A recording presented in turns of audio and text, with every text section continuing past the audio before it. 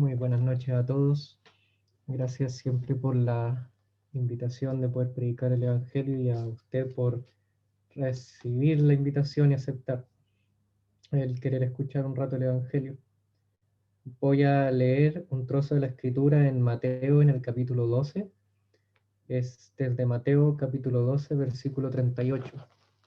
Dice así la palabra de Dios. Entonces respondieron algunos de los escribas y de los fariseos, diciendo, Maestro, deseamos ver de ti señal. Él respondió y les dijo, la generación mala y adúltera demanda señal, pero señal no le será dada, sino señal del profeta Jonás. Porque como estuvo Jonás en el vientre del gran pez 3 días y 3 noches, así estará el Hijo del Hombre en el corazón de la tierra, 3 días y 3 noches. Los hombres de Nínive se levantarán en el juicio con esta generación y la condenarán, porque ellos se arrepintieron a la predicación de Jonás. Y he aquí, más que Jonás en este lugar. La reina del sur se levantará en el juicio con esta generación y la condenará, porque ella vino de los fines de la tierra para oír la sabiduría de Salomón. Y he aquí más que Salomón en este lugar. Hasta aquí la lectura. El trozo que leímos obviamente obedece a un contexto mucho más amplio en el libro de Mateo, porque incluso inicia diciendo, entonces respondieron. Por lo tanto, ya había una conversación que se estaba llevando a cabo dentro del escrito. El capítulo 12 de Mateo es tremendamente significativo, es casi, algunos le llaman un quiebre en la narrativa, porque hasta entonces el Señor había estado enseñando y había estado mostrando lo que Él les explicaba acerca del Evangelio, había sanado a muchos, había resucitado, algunos había sanado de todo, había sacado demonios de personas, pero en este punto las personas, fariseos, le piden una señal.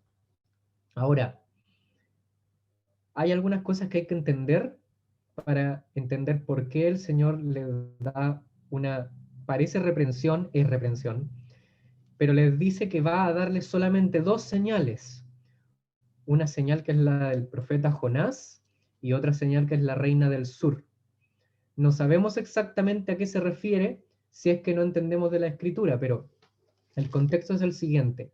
Yo les voy a tratar de mostrar de qué se trata el Evangelio, a quién les habla el Evangelio, y lo voy a hacer igual que el Señor, mostrando a Jonás y mostrando a la reina del sur, para que vean a los que se les estaba hablando y veamos si es que te puedes identificar con ellos. Lo que pasa es lo siguiente, primero tenemos que entender el contexto.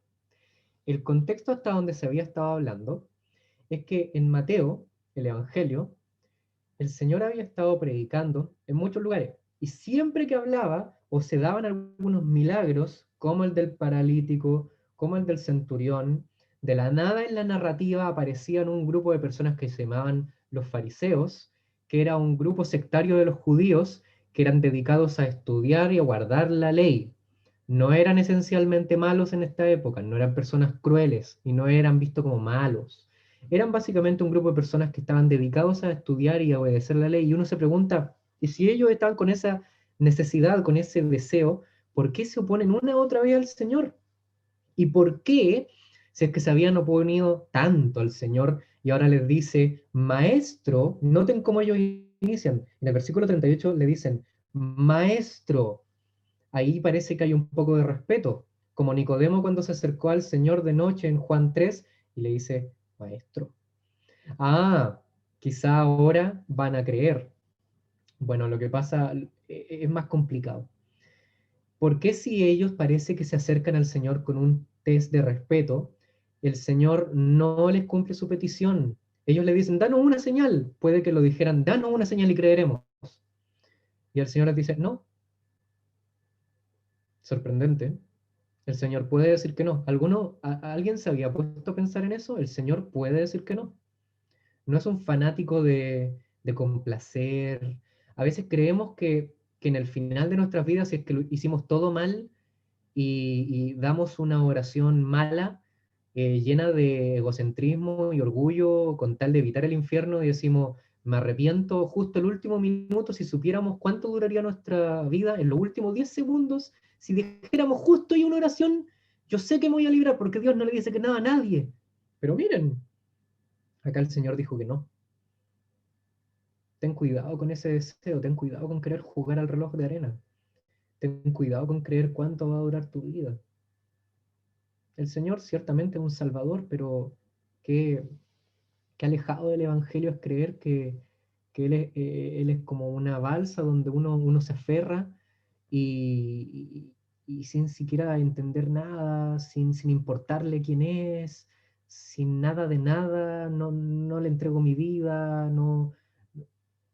Por supuesto que uno con arrepentimiento y que el Señor incluso dijo, al que mí viene no le echo fuera, pero creo que igual tenemos una concepción un poco errada, tipo ticket para evitar el infierno, tarjetita tipo pase de movilidad, como muchos conocemos, que el Señor lo sella y dice, bueno, no más infierno y no.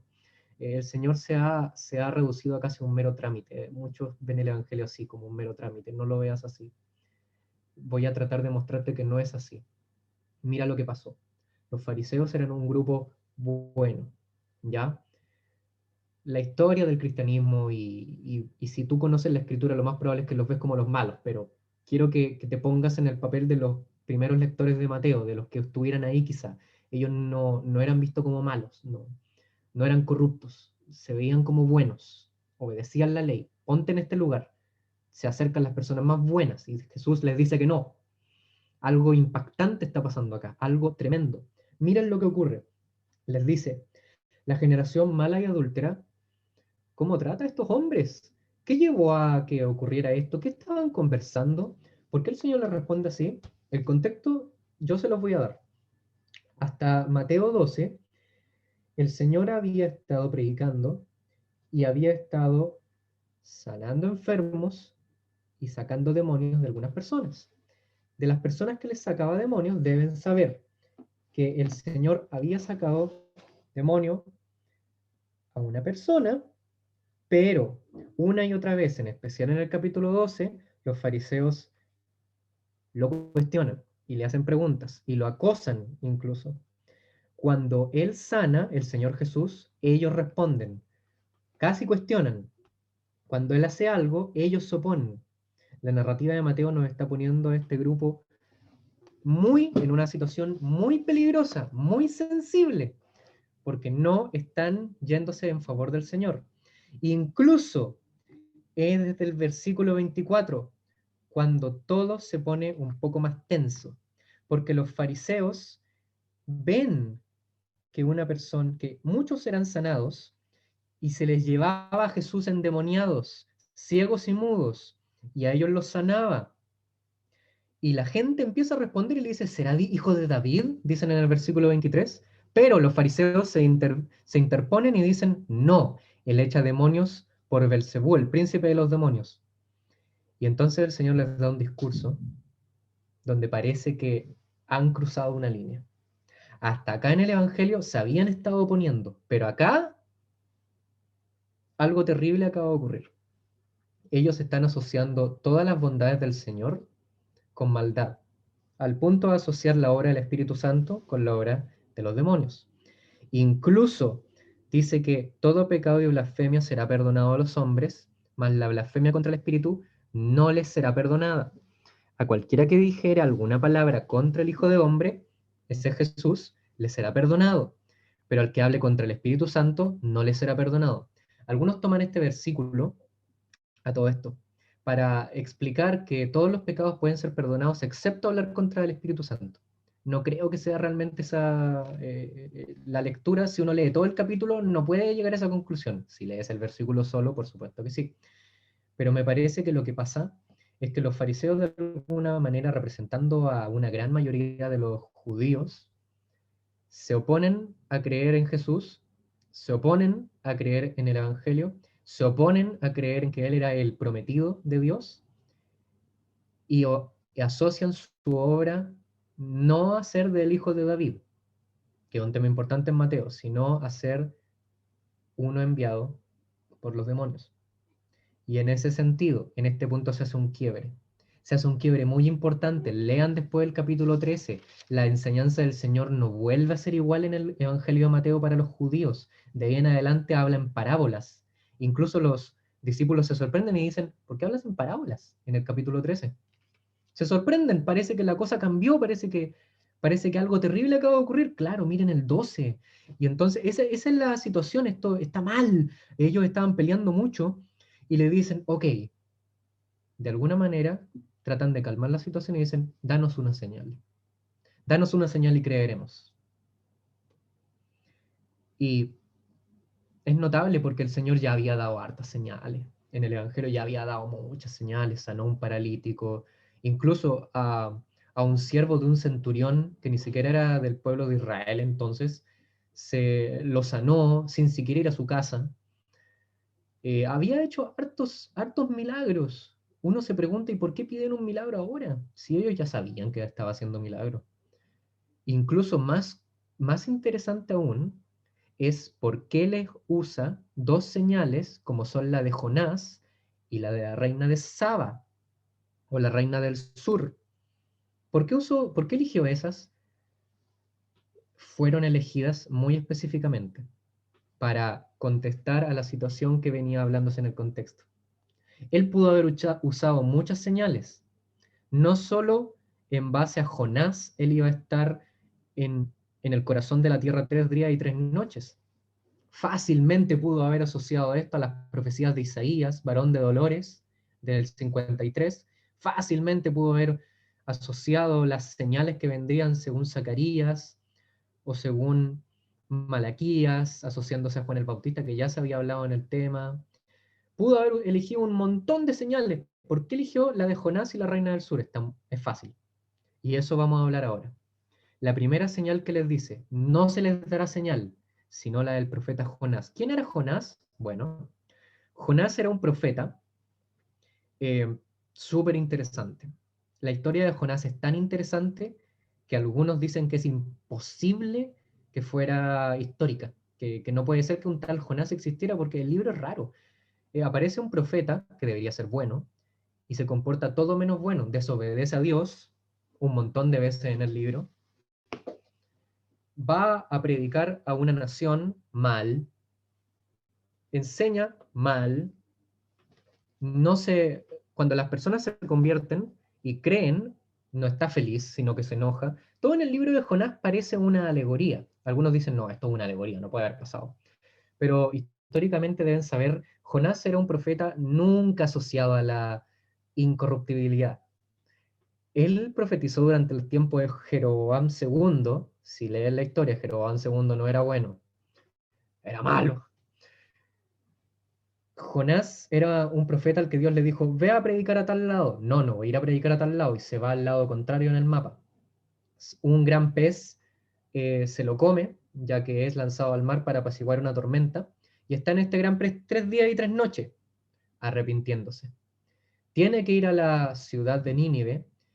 Y acá se les dice que los hombres de Nínive se levantarán para condenar a esta generación. Claro, porque los hombres de Nínive vieron en lo que yo considero, la Biblia no siempre tenemos la buena fortuna de que tenga las predicaciones que se dijeron textuales escritas. No, no está escrito todo lo que dijo el Señor, ojalá estuviera escrito todo lo que dijo Pablo, lo que dijo Pedro, en todos los lugares donde fueron.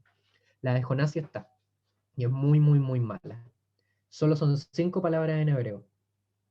Y él fue a predicar a una ciudad llamada Nínive, que según la Biblia, de 3 días de recorrido era, y Jonás la recorrió en 1. Muestra de que lo hizo a la rápida. Las cosas a la rápida no se hacen bien.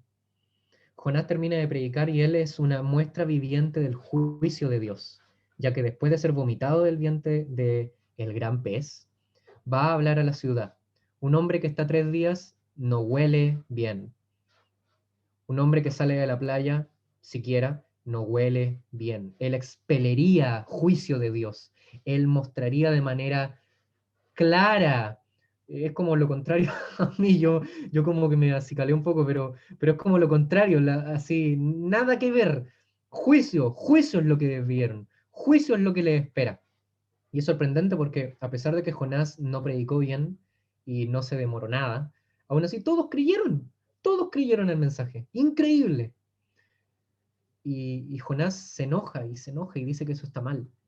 La señal de Jonás entonces nos muestra que a pesar de una mala predicación, a pesar de un mensaje malo, a pesar de que incluso lean la predicación de Jonás es, de aquí a 40 días, Nínive será destruida. No se mencionó el nombre de Jehová, no se dijo cómo creer, no se dijo contra quién hay que arrepentirse, no dijo nada. Y aún así ellos se arrepintieron súper bien y Dios los perdonó. Y el Señor de alguna forma les dice, ni aun con la peor predicación que se les pudiera dar a ustedes, entenderían el juicio que se avecina.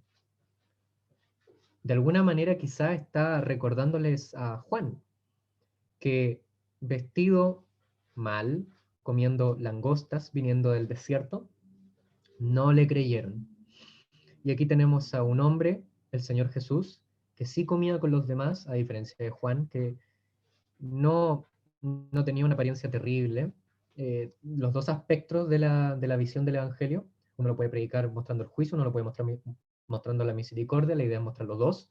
Y aún así no creen, no quieren creer para nada. En ese sentido, las personas de Nínive se van a levantar en el día del juicio, cuando ellos estén siendo condenados. Y alguno quizás se atreva a decir de la nada, alguien de los fariseos, quizá en una voz chiquitita, de atrás de la fila, ¡qué injusto! Y alguno se parará, ¿cómo que injusto? Separar a los de Nínive, ¿cómo que injusto? Injusto nosotros, nos predicaron mal y creímos. No me digas que no tienes el Evangelio. No me digas que no tienes acceso a saber lo que el Señor hace. Él murió en la cruz del Calvario. Todos lo sabemos. Él resucitó. Es imposible que no resucitara. No hay cuerpo en el mundo que se asocie al Señor. De ninguna forma.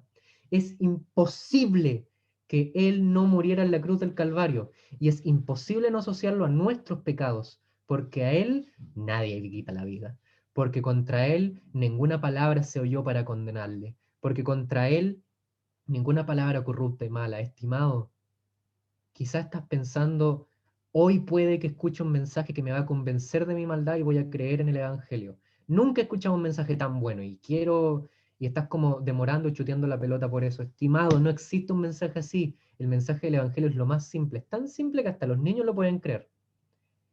Eso también se habló en Mateo. Antes el Señor mismo lo dijo, si no se hacen como niños, antes del 12, no, tienen que hacerse como niños, les dijo, tienen que hacerse como niños. Les estaba diciendo que el mensaje era simple, era tremendamente simple, es un tema de humildad.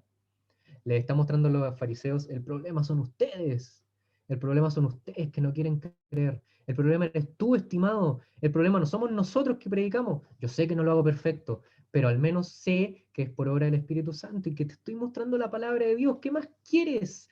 Cuando sean condenados todas las naciones, se levantará la gente de Nínive y dirá que nadie se atreva a decir que no tuvieron evangelio, porque aún nosotros creímos, y es por la gloria de Dios. Si el libro de Jonás nos enseña algo, es que la misericordia de Dios es más que la impertinencia del hombre, que los malos trabajos del hombre, que aun cuando nosotros fallamos y nos equivocamos y lo hacemos mal, nuestro Dios mantiene su obra en marcha, porque Él es bueno y lleno de misericordia para su pueblo. La segunda visión, la voy a hacer rápido, la segunda visión es una tal reina del sur.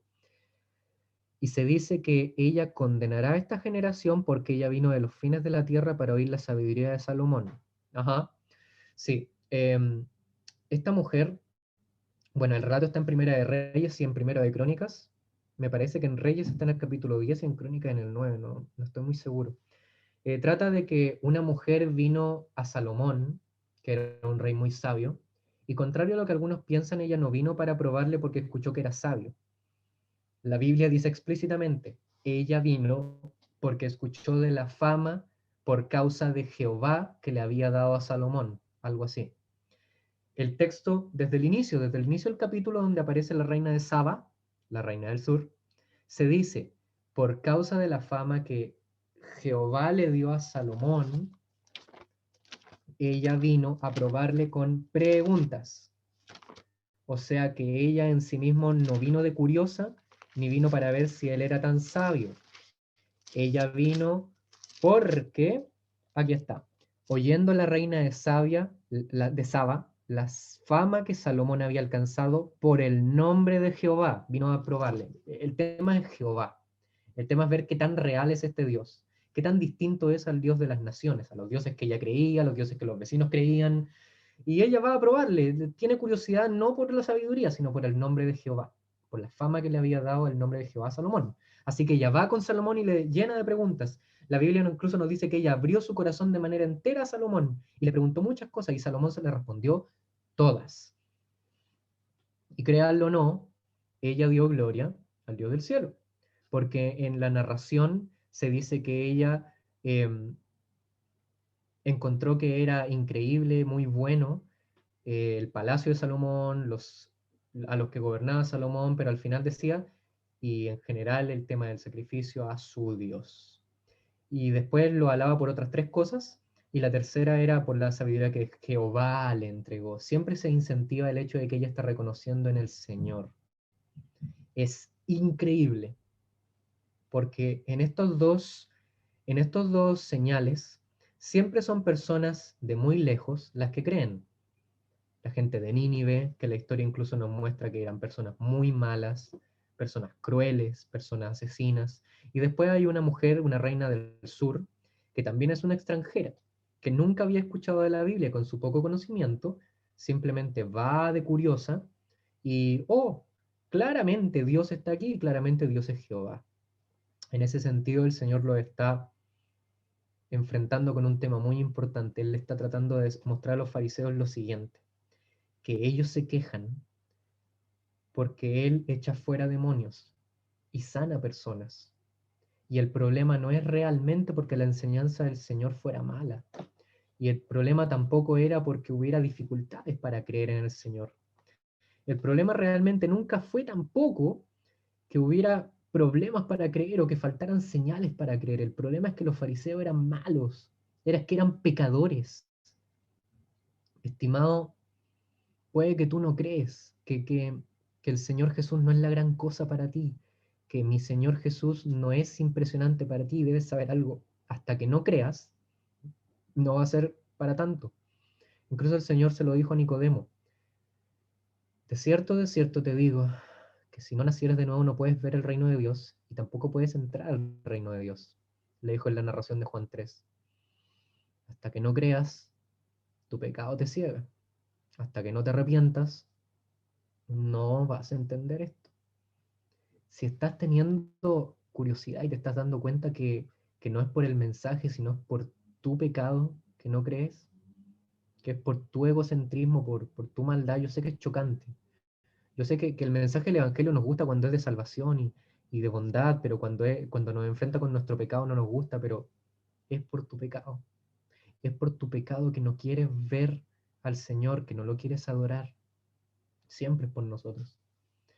Tendemos a pensar también que la razón por la que los fariseos no creían es porque ellos estaban tan llenos de leer la Biblia y tan llenos de disciplinas espirituales como la oración que hacían en las plazas, como los diezmos que daban enfrente de todo, como las largas lecturas que hacían y los estudios bíblicos que tienen que haber hecho, que eso los cegaba porque estaban tan llenos de la Biblia que no se sentían con la necesidad de Dios. No, no tiene que ver con eso.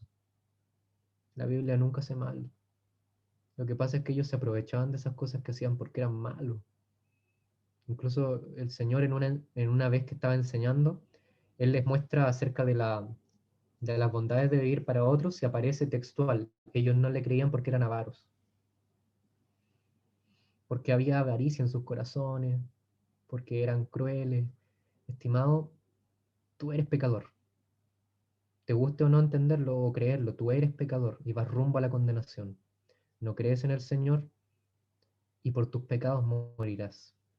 Y nunca podrás decir que no tuviste la oportunidad de creer. Tuviste muchas y tienes muchas. Tienes una hora. ¿Entiendes el mensaje? ¿Entiendes que es solo creer en la obra del Señor? Él es uno más que Jonás. Porque si Jonás estuvo en el vientre del gran pez a regañadientes y por su culpa, el Señor Jesús es uno que estuvo en el vientre de la tierra 3 días y 3 noches porque Él entregó su vida. Cuando Él expiró, entregó su espíritu en la cruz del Calvario, Él lo hizo voluntariamente, entregándose a la muerte, entregándose a dejar de vivir para darte la vida. Y tienes uno más que Salomón, porque Salomón era un rey sabio, lleno de sabiduría, pero que fue tentado de todas maneras y que nunca pudo mantener la santidad. Pero acá hay uno que mantuvo su santidad de todas formas, porque aún con los fariseos no los echó de manera terminante, sino que les siguió enseñando en parábolas, sino que les mantuvo el mensaje del reino cerca. A pesar de ser crueles y malos, él les seguía enseñando y los seguía buscando. Y seguía buscando, de aquí en adelante en el Evangelio de Mateo va a seguir buscando gente de las naciones, va a predicarle a todos, va a predicarle a todos los que quieran creer. Y en ese sentido tú tienes una oportunidad. Y qué irónico que te tiras al grupo de los primeros, los que lo rechazaron. No desaproveches la oportunidad. Y no digas que va a ser por cualquier ente externo, va a ser por tu culpa que mueras sin creer. No dejes la oportunidad. Hay una escena para graficar esta situación. Hay una escena súper buena en uno de los libros de las Crónicas de Narnia, que es uno de mis favoritos. Me duele tanto que espero que nunca lo lleven al cine porque es mi favorito y lo van a arruinar. Es una escena donde se llama El sobrino del mago, donde narra la creación de Narnia. Y aparece Aslan, el gran león que representa a Dios de alguna manera, y aparece creando la tierra y aparece silbando, y aparece silbando una canción y mientras va cantando esa canción, todos los animales y los árboles van apareciendo y dicen que esa canción era lo más hermoso que había, pero estaba el mago, que era un hombre vil y cruel y malo. Y mientras todos escuchan la canción del león, que da vida y encuentran que es maravillosa, es como una canción que da vida, que llena de satisfacción, que van apareciendo las cosas porque quieren aparecer y quieren escuchar. Este mago el tío del protagonista dice, "Oh, ¿qué está haciendo ese león, ese gato asqueroso y grande? Alguien cállelo, está gruñendo, está gritando, mis oídos, suena horrendo". Porque muchas veces nuestra perspectiva de las cosas es por donde estamos parados para verlas, pero también por el tipo de personas que somos. Él era malo, no podía ver la bondad del rey. Los que sí eran del rey veían su bondad y creían en él. Los que no creían solo veían gruñidos. Estimado, el Evangelio puede ser la oferta de salvación o puede ser la condenación. Puede ser otra situación donde te vas a ir, quizás cierres la pantalla ahora y me eches la culpa de que no sé hablar. Tienes todo el derecho a hacerlo.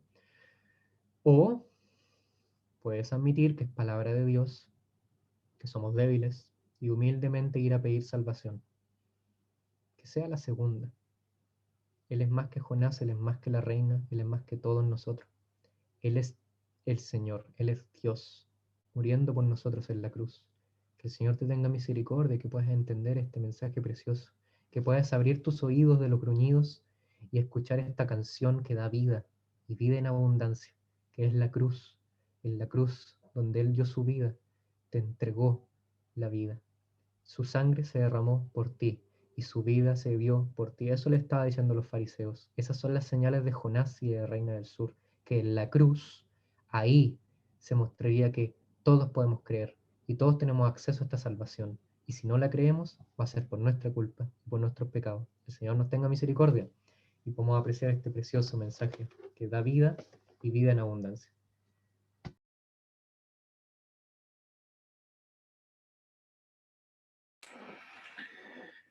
Muy bien, muchas gracias damos a nuestro hermano Cristian. Nos ha dado una primera parte de esta reunión, una parte clarísima, muy nítida, y hemos tenido, de alguna manera creo yo, nos ha podido tocar a todos. Vamos con nuestra segunda parte de la predicación del Evangelio. Tenemos a nuestro hermano Marco, quien va a tomar esta segunda parte. Adelante, Marco, puedes activar tu micrófono. Buenas tardes hermanos, buenas tardes queridos amigos, conocidos, invitados de los hermanos. Bienvenidos a esta tarde de reunión de predicación del Evangelio. Agradecemos al Señor esta oportunidad que tenemos de poder leer la palabra de Dios. Mientras orábamos antes de la reunión, pensábamos en nuestra incapacidad. ¿Cuán incapaces somos de establecer una gran oratoria?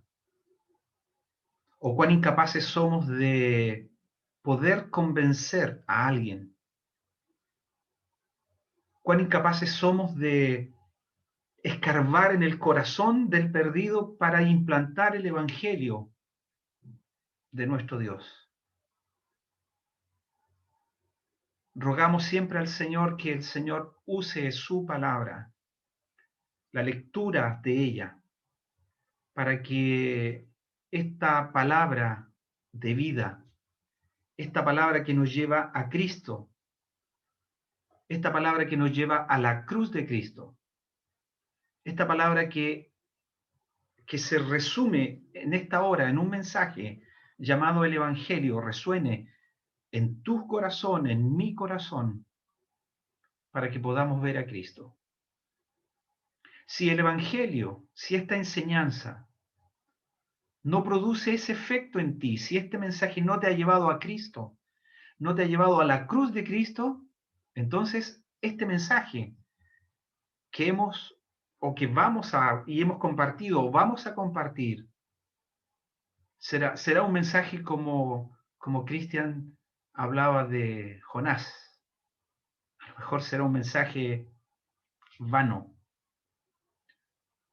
Será un mensaje en nosotros incapaces de presentar y de poner a nuestro Señor y ser presentado Él como el único Salvador. No hay otro propósito, queridos hermanos y queridos amigos. No hay otro propósito en esta reunión y en nuestro corazón ni en este momento, sino que la obra de Dios, el milagro de la salvación se produzca en tu vida.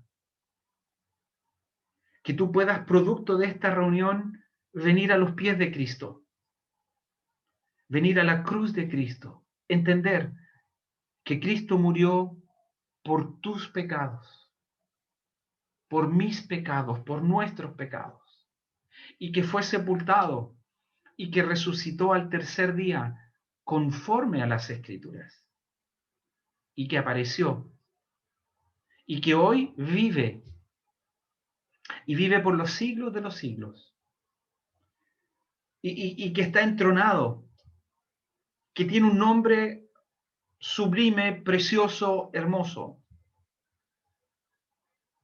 Está puesto en alto, en eminencia, entronado, para que tú y yo podamos venir y nos postremos delante de Él, para que toda lengua confiese que Él es el Señor, que Él es el Mesías prometido, que Él es el Salvador del mundo, que Él es el Señor para gloria de Dios Padre. ¿No quieres tú conocer a Jesús? ¿No te gustaría venir a Jesús, aprender de Él, conocerle y recibirle como el Señor de tu vida? Cuando Jesús encomienda a los suyos de ir y predicar el Evangelio a toda criatura, Él dijo, el que cree tiene vida eterna. El que cree tiene vida eterna.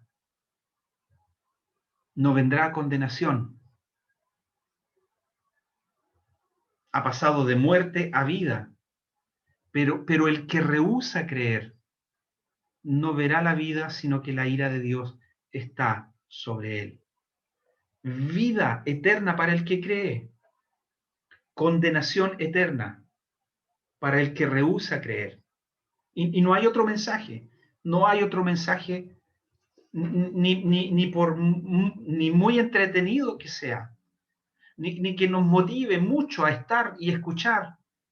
No hay un mensaje, no hay una película, no hay nada que pueda capturar nuestro corazón y que produzca eternidad en tu vida, en mi vida, sino solo en la cruz de Cristo. Vamos a leer en los minutos que tenemos una porción, otra porción de las Escrituras, y que esperamos que esta porción también nos lleve a Cristo y a la cruz de Cristo. Juan el capítulo 12. Juan el capítulo 12. Hemos estado considerando algunos testimonios. Yo no voy a hacer una exégesis del capítulo 12.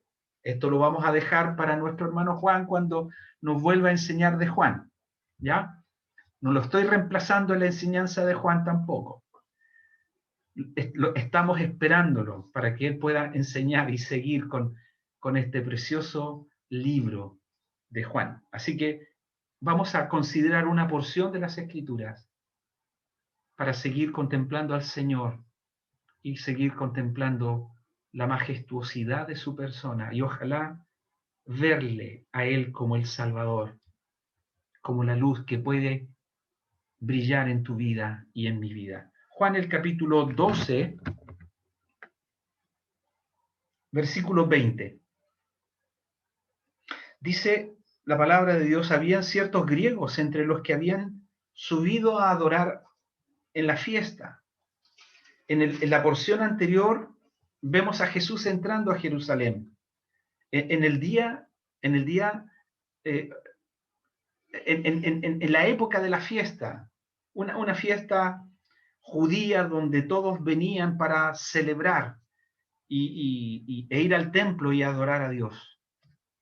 Bueno, allí el Señor entra a Jerusalén. Las escrituras habían y la profecía hablaba de este evento. Es un evento muy importante en la profecía del Antiguo Testamento, que hablaba de la entrada triunfal del Mesías a Jerusalén. Allí la gente clama, Hosana, bendito el que viene en el nombre del Señor, el Rey de Israel. Y allí no tan solo estaban sus discípulos cerca, no tan solo estaban los judíos temerosos que veían en Jesús como un benefactor, no solo estaban los religiosos que siempre estaban buscando ocasión para tentar al Señor y para buscar ocasión de entregarle a la muerte o matarle. También allí en Jerusalén subían muchos temerosos. ¿Se acuerdan del etíope allí en el libro de los Hechos?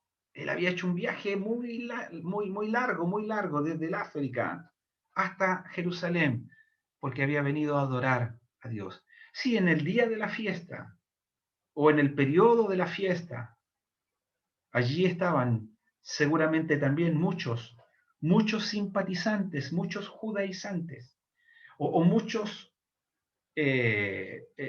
no judíos puros, pero a lo mejor mezclados entre judíos y otras naciones, como los griegos.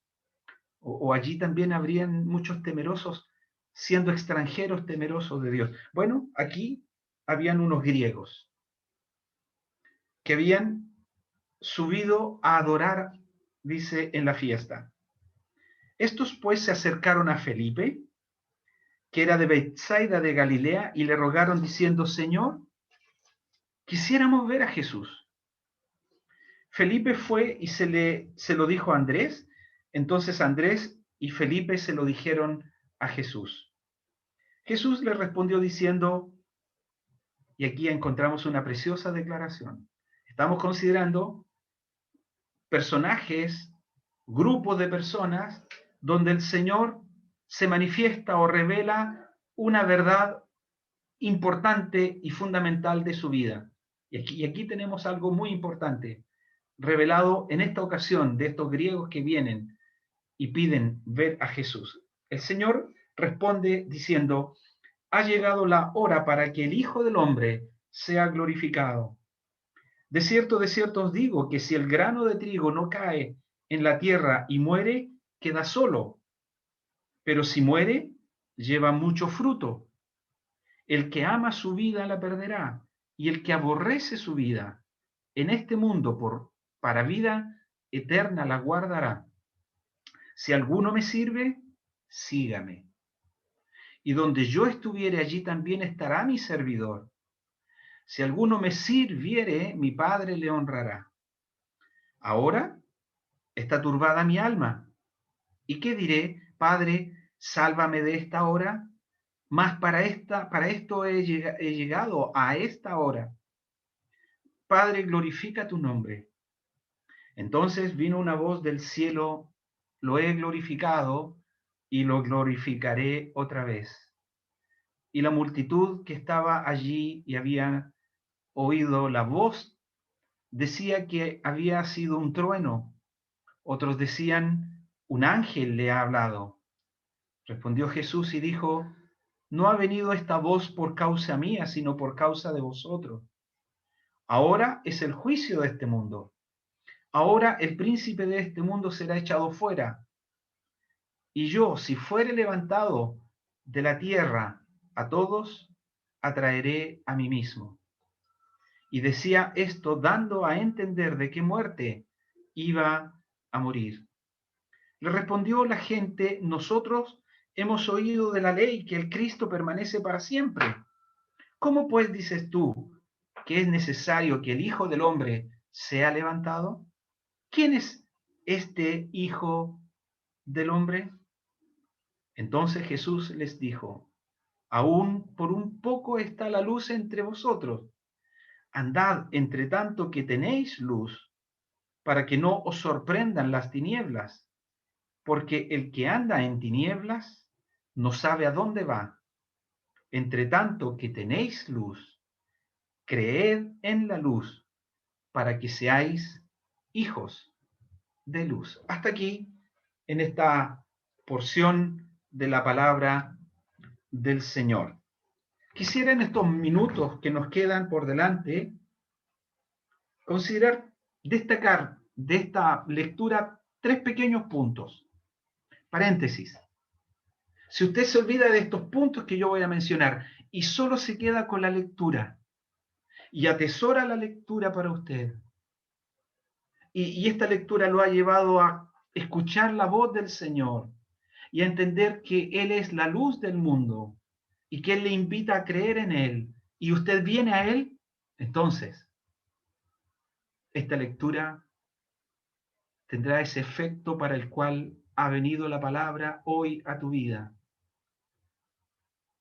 No importa que la explicación, el comentario que hagamos después, puedes olvidarlo, pero ven a Cristo. Él es el Salvador. Así como estos griegos que vinieron y con esta petición quisiéramos ver a Jesús. Quisiéramos ver a Jesús. ¿Cuántos hay en el día de hoy que no les interesa nada de lo que la Biblia menciona? No les interesa para nada este nombre o este hombre llamado Jesús. Más aún en su vida le es una carga, una molestia, un peso. Y asocian a Jesús con una religión y rechazan la religión. Porque la luz ilumina en lugar oscuro. Los hombres no vienen a la luz para que sus obras no sean manifestadas, dicen las Escrituras. Porque la luz resplandece en las tinieblas. Y donde está la luz, las tinieblas se disipan. O donde está la luz muestra lo que hay. Y la luz de Jesús en la vida de nosotros nos muestra el pecado que hay en nuestra vida. Pero aquí tenemos un grupo de personas que vienen con esta petición. Queremos ver a Jesús. Yo no sé cuál es la razón por la cual tú te has conectado a esta hora. A lo mejor hemos venido porque es domingo por la tarde y hay que conectarse a la reunión de evangelización. Y estamos apoyando la evangelización. Bien, pero no es solo eso. Nosotros también como creyentes hemos venido a esta tarde para ver a Jesús. Pero principalmente para que nuestros amigos puedan contemplar también que no hay otro como Jesús, no hay otro como Él. que sea digno de ser contemplado, de ser observado.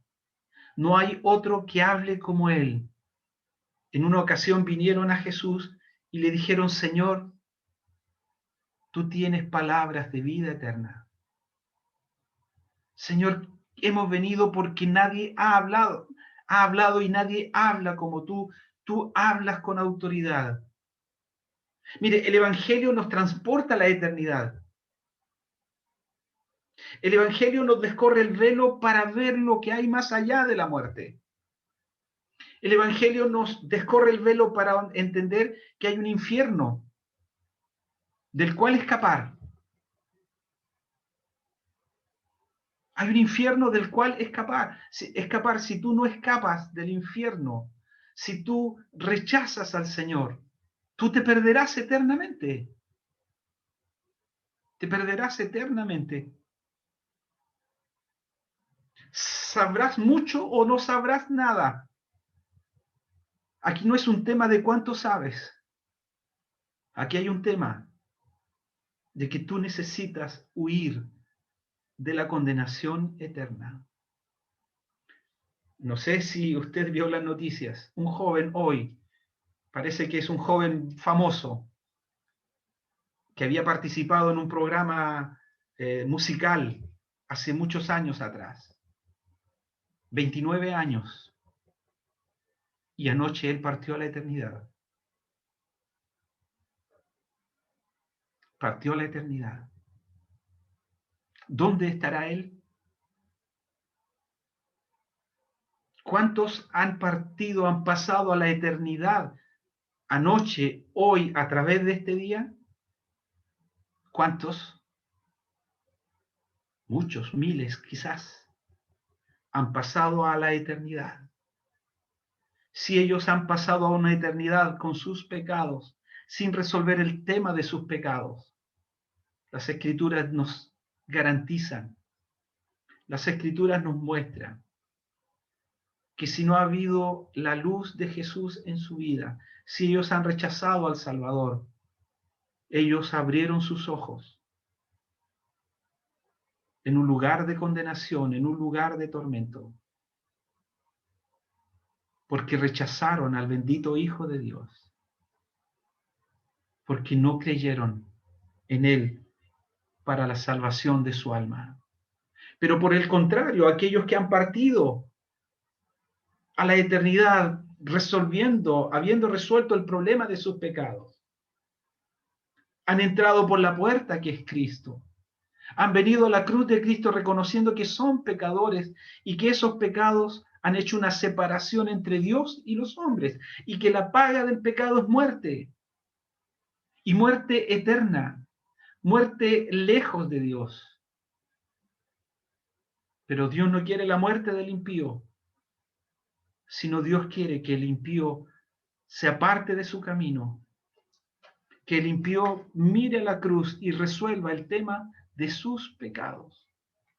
La paga del pecado es muerte, pero el regalo de Dios, la dádiva de Dios, es vida eterna en Cristo Jesús, Señor nuestro. Mire, aquí vinieron unos griegos, porque queremos ver a Jesús. ¿Se acuerdan en el inicio del Evangelio?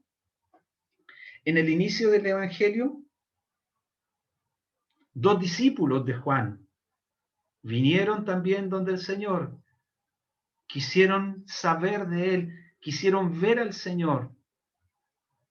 Y no tan solo quisieron ver, sino quisieron saber dónde Él mora. Le dijeron: Rabí, ¿dónde moras? ¿Dónde moras, Señor? Y el Señor les dice: venid y ved, venid y ved. Miren, aquí estos griegos vienen donde el Señor, y el Señor revela esta gran verdad a partir de esta petición que hacen estos griegos. Nuestro Señor no hace acepción de personas. Nuestro Dios llama al pecador, porque todo aquel, no importa quién sea, porque de tal manera amó Dios al mundo, que ha dado a su Hijo unigénito, para que todo aquel que en él cree no se pierda, mas tenga vida eterna. Allí en Juan, en el capítulo 1, vinieron estos hombres a conocer a Jesús. Y después de estar con él, ¿saben lo que dijeron? Hemos hallado al Mesías. Aquí estos griegos vienen al Señor y el Señor hace una gran declaración. El Señor, la salvación de Cristo, es ofertada para todo hombre, para ti, para mí, para todos aquellos que reconociendo que son pecadores, vienen a la cruz de Cristo, contemplan aquel Cordero de Dios que puede quitar el pecado del mundo y claman a Él y vienen a Él y piden a Dios que Dios perdone sus pecados aplicando la obra de la cruz en sus vidas. Dios no hace acepción de personas, judíos y griegos, judíos y gentiles, y por qué no decir los chilenos y mexicanos y colombianos y cubanos. Dios llama de todo pueblo, de toda nación, de toda lengua, de toda raza. Dios no hace acepción de personas y el evangelio es ofertado para todos los hombres. Dios ama al pecador. Dios quiere resolver el tema de sus pecados. Y estos griegos quieren ver al Señor y el Señor revela una gran verdad. Y este es el segundo punto. Quizás no alcance a ver los 3 puntos. Pero el primer punto es que hay personas con deseo de ver a Jesús y esperamos que tú también tengas ese deseo de conocerle, de verle, de escucharle, de contemplarle. Él es el bendito Hijo de Dios. Él es Dios manifestado en carne. No hay otro como Él. Él es la luz del mundo. Él es el que da luz a hombres que están en tinieblas. Si tú estás en la confusión de tus pecados, si tu vida no tiene sentido, si tu vida no tiene una dirección, ven a Jesús. Ven a Cristo. Recíbele como el Señor de tu vida. Él será aquella luz que ilumine, que guíe, pero lo más importante, Él será aquel que te transporte a una eternidad con Cristo. El segundo punto es que el Señor declara y hace una declaración importante. Lo primero, Él dice, ha llegado la hora. En esta porción encontramos un punto cúlmine en la historia de Dios, para su pueblo Israel, para la historia de este mundo. La hora ha llegado, dijo el Señor. La hora ha llegado, versículo 23, para que el Hijo del Hombre sea glorificado. Los tiempos convergen en la cruz de Cristo y en la persona de Cristo.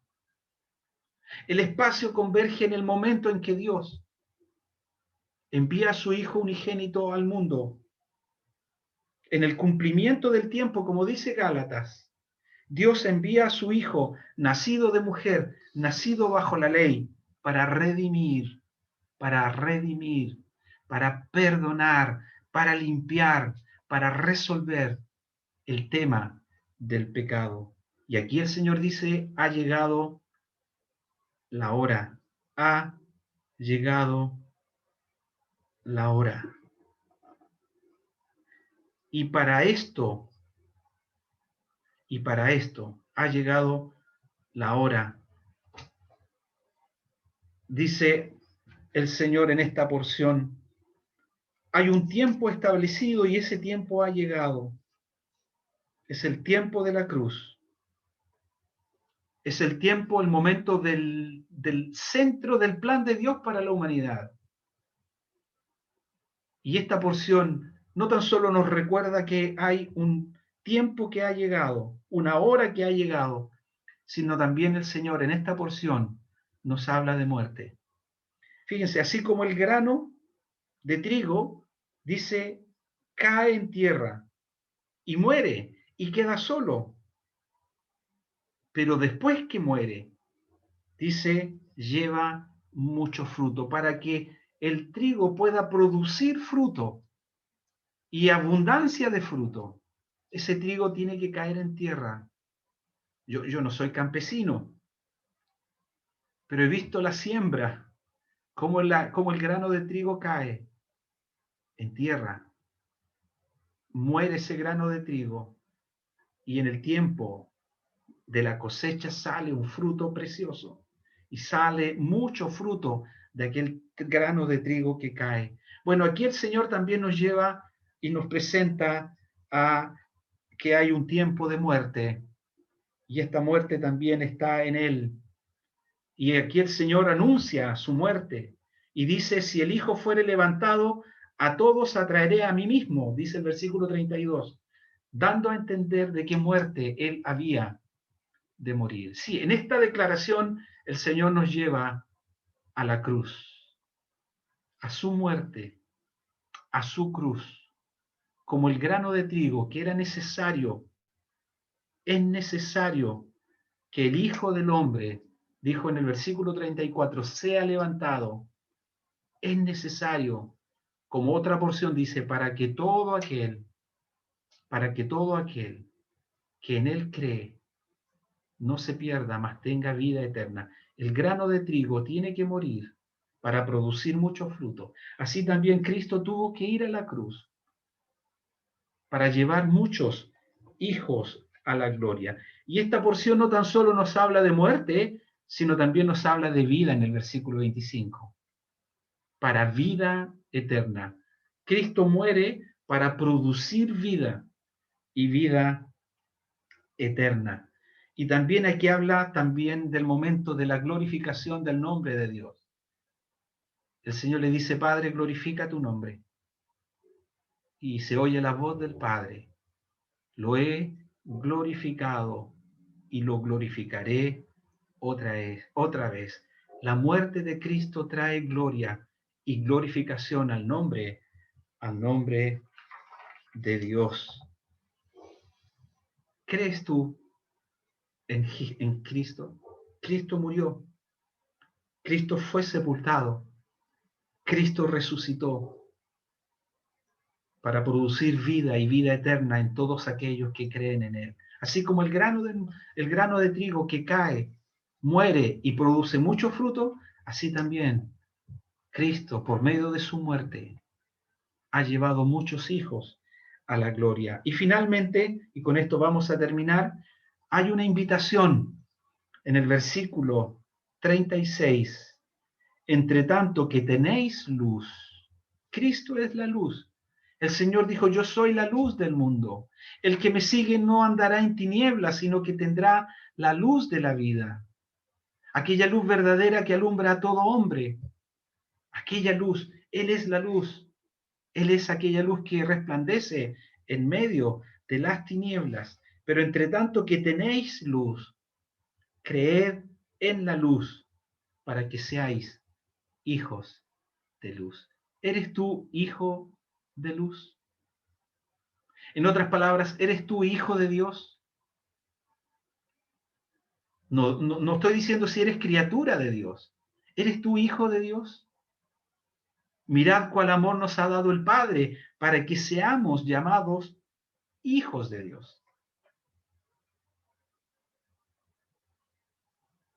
A todos aquellos que le recibieron, dice Juan, a los que creen en su nombre, les dio el derecho, les dio la potestad de ser hechos hijos de Dios. ¿Crees tú en el Señor Jesús?